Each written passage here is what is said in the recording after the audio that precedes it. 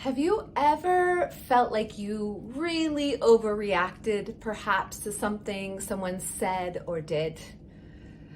Or maybe you've been trying to get this a result or achieve this thing, and you keep coming up with blocks that prevents you from getting there. Or maybe you get there and then you lose it right away. And there's a pattern of this. If either of those things are happening, then it's pretty likely that you have an unconscious limiting belief. So what is an unconscious limiting belief? It is a belief that you're not really aware of, or maybe you could be a little bit aware of it, but it's not something that you realize that you're really doing or that you're enacting in your life. It's limiting because it's holding you back. It's usually a negative belief about yourself.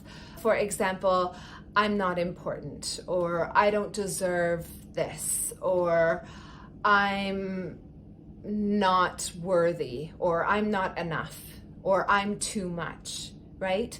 Any of these beliefs that you have about yourself can really be hidden in there. And then what happens is we interact with the world and it's like a wound, right? And so if you imagine, I'll use my arm. If you imagine that you have a wound gaping in your arm, you can see the bone, it's infected, right? And the world pokes you. It does. It's not always easy, right? So someone's poking you and then boom, they poke you in that wound. You're gonna overreact. Of course you're gonna overreact because it hurts, right? But all of us walk around with these open wounds and we don't even realize that they're there. And the problem is if we don't realize it's there, then we can't clean it. Then we can't sew it up and make sure that it heals, right? So how do we heal unconscious limiting beliefs? The first thing to do for sure is to realize that it's there.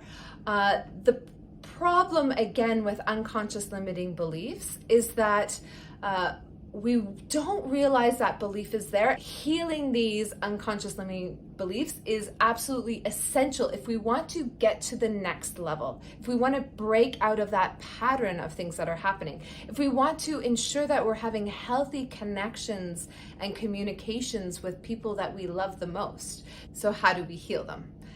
Actually recognizing that it's there, right? Then once you are able to really kind of put it into words, I don't know why it's so important, but we need to be able to label what it is. And once we label what it is, if it's something that you're seeing in multiple areas of your life, then you know it has more to do with you than the other person or the situation, right? So if there's a pattern that's happening, regardless of people, then you know it's you and not the situation. If I have this fear that I'm inadequate, and not only do I have it in work, but I also have it in my friendships, in my romantic relationship, in my family, right? All those different lives, then I know that there's something going on, right? So labeling what that fear is so important, because then we know that it's there. To heal that, create a mantra that's the opposite of it. I'm pretty simplistic. I'm not a poet. So if I'm inadequate, then my mantra is I'm adequate, right?